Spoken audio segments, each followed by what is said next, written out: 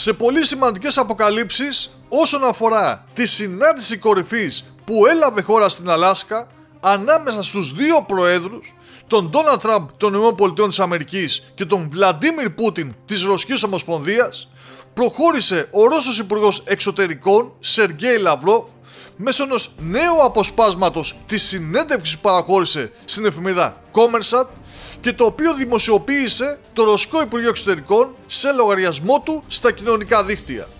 Και αυτό γιατί από την ημέρα της συνάντησης μέχρι σήμερα δεν υπήρξε καμία διαρροή για το τι συζητήθηκε εκεί, ασχέτως αν είδαμε σήμερα δημοσίευμα του βρετανικού τύπου που αναπαράχθηκε βλακωδώς και από ελληνικά συστημικά μέσα ενημέρωσης και το οποίο γράφει ότι η συνάντησή τους κατέληξε σε έντονη αντιπαράθεση. Γι' αυτό λοιπόν το λόγο οι λίγες κουβέντες που είπε ο Σεργέη Λαυρόβ έχουν τεράστια σημασία, ο οποίος πρέπει να τονίσουμε πως και αυτός επισήμανε ότι όσοι παρευρέθηκαν στις διαπραγματεύσεις δεν μπορούν να αποκαλύψουν λεπτομέρειες. Ας δούμε λοιπόν τι είπε ο Ρώσος Υπουργός, αφού πρώτα είχε δηλώσει όλα αυτά που είπαμε χθες για τον Ντόναλντ Τραμπ και την ομάδα του περί των μόνων εκπροσώπων του δυτικού στρατοπέδου που ασχολούνται δημόσια με τις βαθύτερες αιτίες της σύγκρουσης στην Ουκρανία.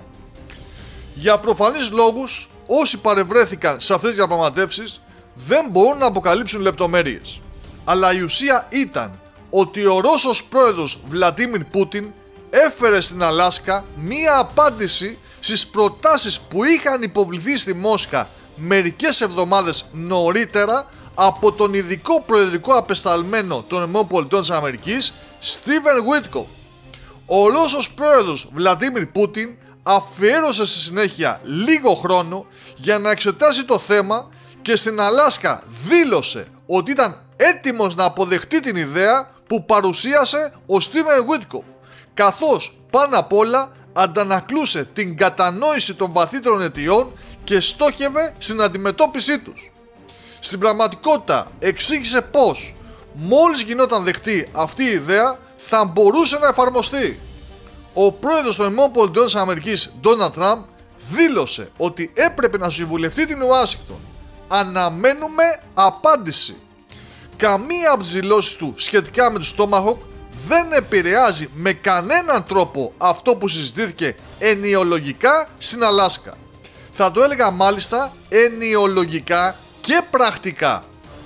Με απλά λόγια, ο Σεργέη Λαυρόβ δήλωσε ότι ο Ρώσος πρόεδρος Βλαντίμιρ Πούτιν όχι μόνο δεν ήρθε σε έντονη αντιπαράθεση με τον Ντόναλντ Τραμπ, όπως έγραψαν οι συστημικές κίτρινες ενημερωτικές φυλάδες, αλλά αποδέχτηκε την ιδέα, το σχέδιο του Αμερικανού απεσταλμένου Στίβεν Γουίτκοφ.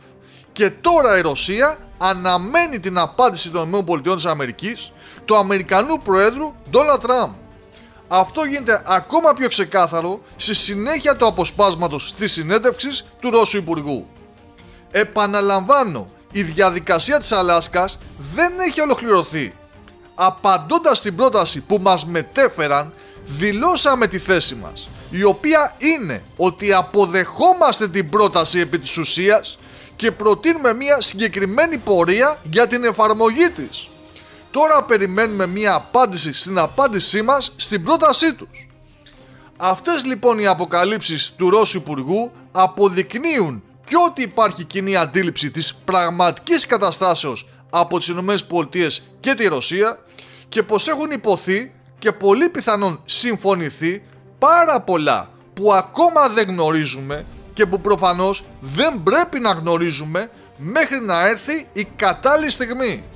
Πάντως η Ρωσία έκανε αποδεκτή την αμερικανική ιδέα για να μην το αποκαλέσουμε σχέδιο.